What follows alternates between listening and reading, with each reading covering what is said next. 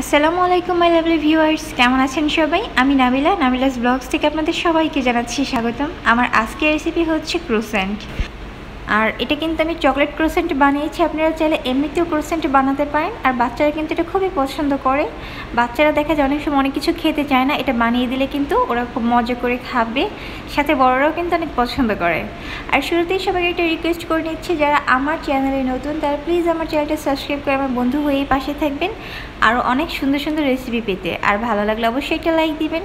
আর যদি বেশি ভালো লাগে তাহলে আপনাদের ফ্যামিলি অ্যান্ড ফ্রেন্ডসের সাথে কিন্তু শেয়ার করতে পারেন। সো কথা না বাড়িয়ে এখন শুরু করা যাক। ক্রোসেন্ট বানাতে আমাদের লাগবে 2 কাপ পরিমাণ ময়দা। আমি 2 কাপ পরিমাণ ময়দাতে বানাবো আজকে। আপনারা চাইলে কিন্তু কম বেশি নিতে পারেন। আর এইখানে আমি হাফ কাপ পরিমাণ চিনি দিয়ে দিলাম। কেউ যদি চায় যে চিনিটা একটু কম খেতে তাহলে কিন্তু এখানে 2 টেবিল চামচ চিনি দিলে হবে। আর আমি এখানে 2 চা চামচ ইস্ট দিয়ে দিলাম। ইস্টটা কিন্তু এর বেশি দেওয়া যাবে না, তাহলে কিন্তু একটা ইস্টের গন্ধ লাগবে। আর এখন এইখানে আমি 3 টেবিল চামচ সয়াবিন তেল দিয়ে দিব। আপনি চাইলে কিন্তু এইখানে সয়াবিন তেলের বদলে বাটারটা ইউজ করতে পারেন। হাফ চা চামচ লবণ দিয়ে দিলাম। আর এইখানে হালকা কুসুম গরম দুধ আমি এখন দিয়ে দিব। একটু একটু করে আমি দিয়ে দিচ্ছি। আমার এইখানে প্রায় 1 কাপের মতো হালকা কুসুম গরম দুধ লেগেছিল। আর এইখানে একটা সফট একটা ডো তৈরি করে নেব আমরা। একদমই অনেক সফট একটা ডো হবে। এই আটার এই কাইটা যতটা সফট করে আপনি তৈরি করতে পারবেন, আপনার কিন্তু ক্রোসেন্টগুলো ঠিক ততটাই সফট হবে।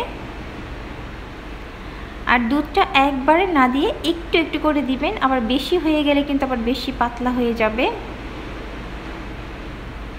1 কাপ কিংবা 1 কাপের থেকে একটু কম পরিমাণ লাগতে পারে দুধের পরিমাণটা। আর এই যে এখন দেখতেই পাচ্ছেন এটা কতটা পরিমাণে স্টিকি হয়ে আছে, একদম হাতের মধ্যে লেগে লেগে আছে। অনেক সফট একটা ডো আমি এখানে তৈরি করে নিয়েছি। এখন এইটার ওপরে অল্প একটু তেল দিয়ে তেলটা আমি ব্রাশ করে দিচ্ছি, হাত দিয়ে লাগিয়ে দিচ্ছি। আপনি চাইলে কিন্তু এখানে একটু বাটার ব্রাশ করে দিতে পারেন। আর এই বাটির চারপাশেও একটু সুন্দর করে তেলটা লাগিয়ে দিব। এটাকে এখন আমরা রেস্টে রেখে দিব ঢেকে। আধা ঘন্টার জন্য আমি রেখে দিয়েছি। আমার আসলে একটু সময় কম ছিল, সেই জন্য আমি আধা ঘন্টা রেখেছি। সেই জন্য কিন্তু আমার এই ডোটা বেশি ফুলে ওঠেনি। আপনারা কিন্তু অবশ্যই সময় বেশি থাকলে হাতে 1 ঘন্টা বা 1.5 ঘন্টা রেখে দেবেন। নিচটা গরম জায়গায় রেখে দিলে এটা তাড়াতাড়ি কিন্তু ফুলে উঠবে। 1 ঘন্টা রাখতে পারলে সব থেকে বেশি ভালো। আর এটা কিন্তু এখন আরও অনেক সফট হয়ে এসেছে। এখন এটাকে আমাদের ভালো মতো মথে নিতে হবে প্রায় 7 থেকে 8 মিনিটের মতো। এখন এইটাকে আমি ভালো মতো মুছে নিব। এটা কিন্তু এখনও হাতের মধ্যে লেগে লেগে আসছে, তাই না?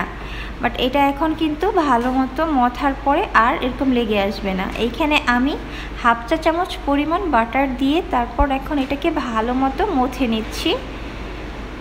যদি দেখেন হাতের মধ্যে এরকম লেগে লেগে আসে তখন একটুখানি বাটার দিয়ে তারপর আবার এটাকে মথা দিবেন, তাহলে কিন্তু আর হাতের মধ্যে লেগে লেগে আসবে না। আর এটাকে কিছু সময় মথার পরে আর এটা কিন্তু এরকম হাতের মধ্যে লেগে আসবে না, এটা সুন্দর একদম সেট হয়ে যাবে। প্রায় 7-8 মিনিট আমি এটাকে মথে নিয়েছি। আর এখন কিন্তু এইটা আর আমার হাতের মধ্যে লেগে আসছে না, আপনারা কিন্তু দেখতেই পাচ্ছেন। এটা কিন্তু এখন সুন্দর একদম একটা সুন্দর একটা ডো হয়েছে, খামির হয়েছে। আর এটা কিন্তু একদমই সফট। আমাদের কিন্তু এই ডোটা যতটা সফট হবে ঠিক আমাদের ক্রোসেন্টগুলোও কিন্তু ঠিক তেমনই সফট হবে। এটা সফট হওয়াটা খুবই জরুরি। এখন আমরা এইখানে লেচি কেটে নেব। আমি এইখানে প্রায় 10টার মতো রুটি করে নেব। আসলে রুটি যতগুলো আপনি করতে পারবেন আপনার কিন্তু ক্রোসেন্টের লেয়ার ঠিক ততটাই বেশি হবে। আমার এখানে 2 কাপ ময়দার জন্য 10টা হয়েছে, আপনি চাইলে কিন্তু 15টা করে নিতে পারেন। সো আমি এখানে ছুরি দিয়ে কেটে নিয়েছিলাম। আপনি চাইলে এরকম হাত দিয়ে আমার মতো পরে নিতে পারেন। আর এটা কিন্তু একদম সমান ভাগে নেবেন, সবগুলা রুটি যেন একদম সমান হয়। আর এই দিকে বাটারটা আমি ফ্রিজ থেকে বের করে রেখেছিলাম, 40 মিনিটের মতো হয়ে গিয়েছে। বাটারটা কিন্তু অলরেডি অনেক সফট হয়ে এসেছে। আর এটা কিন্তু দুইভাবে করা যায়। আপনি চাইলে কিন্তু এই বাটারটা মেল্ট করে নিতে পারেন, আবার যদি চান তাহলে আমার মতো এইরকমই বাটারটা যখন নরম হয়ে আসবে তখন ইউজ করতে পারেন। আর ক্রোসেন্টে কিন্তু বাটারটা দিয়েই করা লাগে, এটা কিন্তু তেল দিয়ে করলে হবে না আর মজা লাগবে না আসলে তেল দিয়ে করলে, এটা কিন্তু বাটার দিয়েই করা হয়। এখন একটা বড় জায়গাতে আমি একটু ময়দা ছিটিয়ে দিচ্ছি যেন আমাদের রুটি বেলার সময় রুটিগুলো লেগে না যায় সেজন্যে। আর এই ক্রোসেন্ট বানাতে কিন্তু অনেক বড় একটা জায়গা লাগবে, কারণ আমাদের অনেক বড় একটা রুটি তৈরি করতে হবে। এখন একটা এখানে আমি লেচি নিয়ে রুটি বানিয়ে নেব, আর রুটিটা কিন্তু যতটা পারেন আপনি পাতলা করে বানিয়ে নেবেন। আমি একটু ময়দা দিয়ে দিলাম, এখন একটা রুটি আমি এখানে বানিয়ে নেব। একদম পাতলা করে একটা রুটি বানাতে হবে। আর এই রুটিটা আপনি যতটুকু বড় করে পাতলা করে বেলতে পারেন লেয়ারটা কিন্তু ঠিক ততটাই সুন্দর হবে ক্রোসেন্টে। আর বেশি ময়দা দিয়ে কিন্তু রুটিটা বেলা যাবে না। তো এই যে দেখতেই পাচ্ছেন আমার এই রুটিটা কেমন পাতলা হয়েছে, আর নিচ থেকে কিন্তু আঙুলটা দেখা যাচ্ছে। এইভাবে সবগুলো রুটি আমরা বেলে নেব একই সাইজের। আসলে আমার আসলে রুটিটা বেলা সুন্দর হয়নি, এক সাইজের আমি আসলে বানাতে পারিনি। আপনারা চেষ্টা করবেন একদম সবগুলো রুটি যেন সেম সাইজের হয়, তাহলে দেখতে আসলে সুন্দর লাগবে। এখন এই যে একটা প্লেটের মধ্যে আমি একটু আগে ময়দাটা ছিটিয়ে দিয়েছি যাতে রুটিটা না লেগে যায়, সেজন্যে এখন এই রুটিটা আমি দিয়ে দিলাম প্লেটের মধ্যে। অবশ্যই যেই প্লেটের মধ্যে রাখবেন সেটার মধ্যে একটু আগে ময়দা ছিটিয়ে দিবেন। এখন এইখানে আমরা সেই যে বাটারটা নিয়েছিলাম বাটারটা এখন ব্রাশ করে দেব। আর আমার আজকে 2 কাপ ময়দার জন্য এইখানে 100 গ্রামের একটু বেশি পরিমাণ বাটার লেগেছে। এখন এইখানে আমি বেশি করে বাটার নিয়ে ব্রাশ করে দিচ্ছি। আপনাদের যদি ব্রাশ না থাকে আপনারা কিন্তু চামচ অথবা হাত দিয়েও এটা সুন্দর করে লাগিয়ে দিতে পারেন। সো এমনভাবে কিন্তু সবগুলা রুটি বানিয়ে একটা রুটির ওপর আরেকটা রেখে আবারও বাটারটা ব্রাশ করে দিতে হবে। এই যে আমি আরেকটা রুটি উপরে রেখে আবার এখন এখানে বাটারটা ব্রাশ করে দেব। ক্রোসেন্ট বানানোর এই একটাই কাজ, রুটি বানাবেন একটা একটা করে আর এরকম একটার ওপর একটা বাটার দিয়ে ব্রাশ করে দিবেন।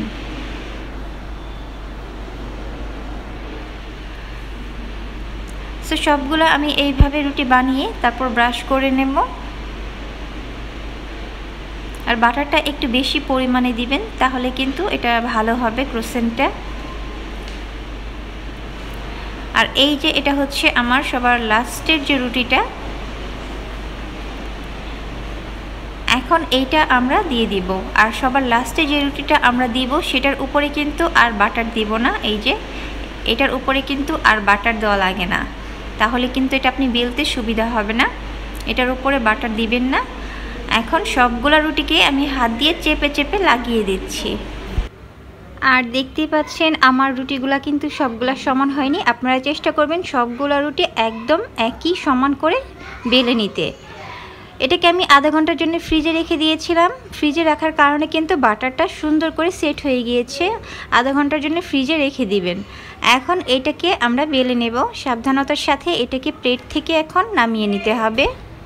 সো আমরা এখন এই রুটিগুলাকে বেলে নেব। একটা বড় জায়গাতে নিতে হবে, কারণ এই রুটিটা কিন্তু যথেষ্ট পরিমাণ বড় হবে। আর নিচে একটু ময়দা ছিটিয়ে নেবেন, তাহলে হবে কি রুটিটা লেগে যাবে না। এখন এগুলা আমরা বেলে নেব। আর আমার কিন্তু রুটিগুলো সব এক সাইজের হয়নি, সেই জন্য দেখতেই পাচ্ছেন ছোট বড়। বাট তারপরেও এটাতে কোনো প্রবলেম নেই, দেখতে আসলে একটু সুন্দর লাগছে না এই আর কি। বাট এটা কিন্তু তারপরেও হবে, সুন্দরই হবে ক্রোসেন্টগুলো বানালে। এখন এইটাকে আস্তে ধীরে করে বেলে নিতে হবে, চেপে চেপে বেলে নেবেন, তাহলে হবে কি ভেতরে কোনো বাতাস থাকলে সেটা বের হয়ে যাবে। এটাকে চেপে চেপে যদি আপনি না বেলেন তাহলে যখন এটা আপনি বেক করবেন তখন না একটা ওপরে আর কি ক্রোসেন্টের ওপরে ফোসকা টাইপের পড়ে। আর এই যে এটা আমি বেলে নিয়েছি, এটা নর্মাল আমরা যে রুটি খাই সেটার থেকে একটু মোটা হবে। এখন আমরা এটা কেটে নেব মাঝখান থেকে, মাঝ বরাবর আমি কেটে নিচ্ছি। আর এটা কিন্তু একটু আস্তে আস্তে কাটতে হবে, তা না হয় কিন্তু এই যে ভাঁজগুলো যে নষ্ট হয়ে যায়।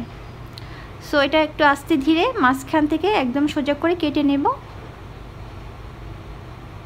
তারপর আবার এই সাইড থেকে, এটা আসলে এখন দেখে বুঝে নিতে হবে আমি কিভাবে কাটছি, সেটা আপনারা দেখে নিন। যে যতটুকু ছোট বড় করতে চান ঠিক ততটুকু শেপ দিয়ে নিতে হবে আসলে।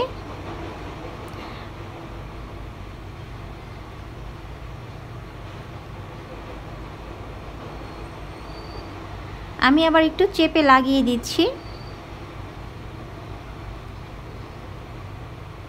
আর এত বড় করলেও করতে পারেন যদি কেউ একটু আরেকটু বড় করে করতে চান, বাট এত বড় করলে আসলে ভালো লাগবে না। আবার কি করছ তুই? আমি আজকে মিডিয়াম সাইজের ক্রোসেন্টগুলো বানিয়েছি। এই মাঝখান দিয়ে আমি এখন আরও একটা ভাগ করে নেব। এটাই আমার কাছে পারফেক্ট মনে হয়। 2 কাপ ময়দার জন্য আসলে 8টা ক্রোসেন্ট সুন্দর হয়, আসলে সুন্দর সাইজের হয়। সো এমন করে সবগুলা কেটে নেবেন। আর এটা কিন্তু আপনাদের স্ক্রিনে দেখে বুঝে নিতে হবে আমি কিভাবে কাটলাম। আর কাটার পর এই যে দেখবেন ভাঁজগুলো একটু খুলে খুলে আসবে, এটাতে টেনশন পাওয়ার কিছু নাই। এটা জাস্ট আপনি এইভাবে একটু হাত দিয়ে চেপে সুন্দর করে সেট করে লাগিয়ে দিবেন। যেহেতু আমরা এটা কেটেছি তাই কিন্তু একটু বের হয়ে যাবে।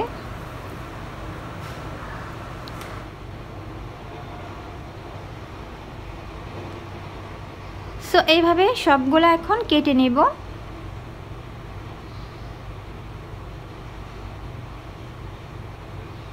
আর এখানে আপনি যতগুলা রুটি করতে পারবেন আপনার লেয়ারগুলো কিন্তু তত বেশি হবে।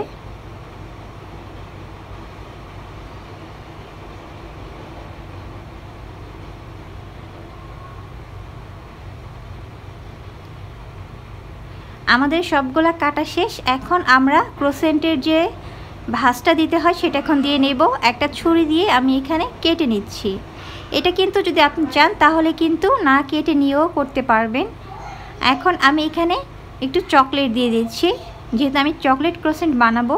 কেউ যদি চকলেট না দিতে চান তাহলে চকলেট ছাড়া এমনিতেই দিয়ে দিবেন।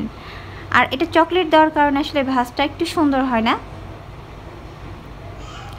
সো চকলেট দিয়ে এইভাবে এটাকে পেঁচিয়ে নিতে হবে।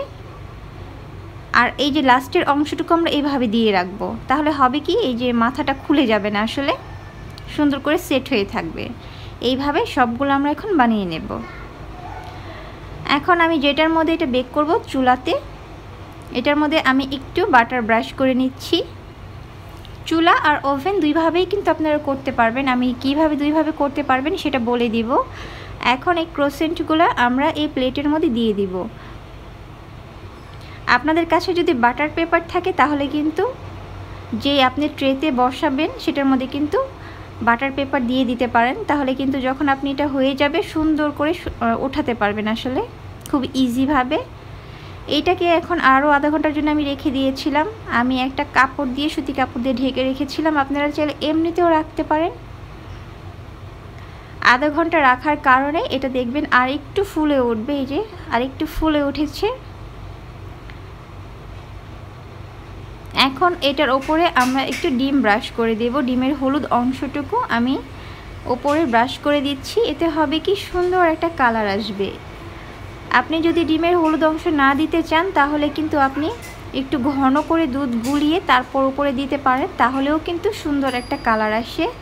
আর কেউ যদি ওভেনে বেক করতে চান তাহলে কি করবেন, 200 ডিগ্রিতে দিয়ে এটাকে প্রায় 25 থেকে 30 মিনিটের মতো বেক করে নেবেন, তাহলেই কিন্তু হয়ে যাবে।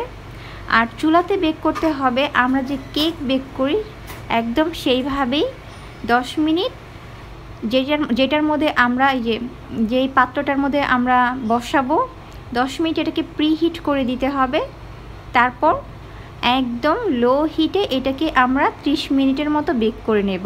আর লাস্টের 5 মিনিট এই ক্রোসেন্টটাকে উল্টিয়ে দিতে হবে, তাহলে খুব সুন্দর একটা কালার আসবে। সো এটাকে আমি এখন ঢেকে দিলাম। 30 মিনিট পর এই যে দেখতে পাচ্ছেন আমার ক্রোসেন্টগুলো কত সুন্দর একটা কালার এসেছে। এটাকে আমি উল্টিয়ে দিয়েছিলাম কিন্তু, যার কারণে ক্রোসেন্টের কালারটা এত সুন্দর এসেছে। আর চুলা আর ওভেনে করলে দুইটার টেস্ট কিন্তু একই হয়, কালারটা আসলে একটু ডিফারেন্ট হয় এই আর কি। এখন গরম থাকা অবস্থায় এইখানে আমি একটু বাটার ব্রাশ করে দিচ্ছি। এতে ক্রোসেন্টগুলো আরও অনেকটা সফট হয় আর একটু গ্লসি টাইপের হয়। গরম থাকা অবস্থায় কিন্তু এই বাটারটা ব্রাশ করে দেবেন। দেখতেই পেলেন খুব সহজেই কিন্তু ক্রোসেন্টটা আমাদের হয়ে গেল। আর দেখতে কিন্তু খারাপ হয়নি, ভালোই হয়েছে। আর খেতেও কিন্তু মাশাআল্লাহ অনেক সফট হয়েছে।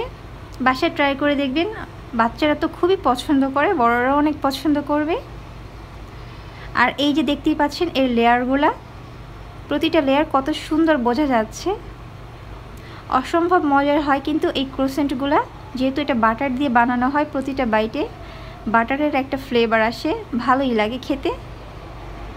সো এই ছিল আমার আজকে ক্রোসেন্টের রেসিপি। কেমন লাগলো সবাই আমাকে অবশ্যই জানাবেন কমেন্টসে, আর ভালো লাগলে প্লিজ একটা লাইক দিবেন।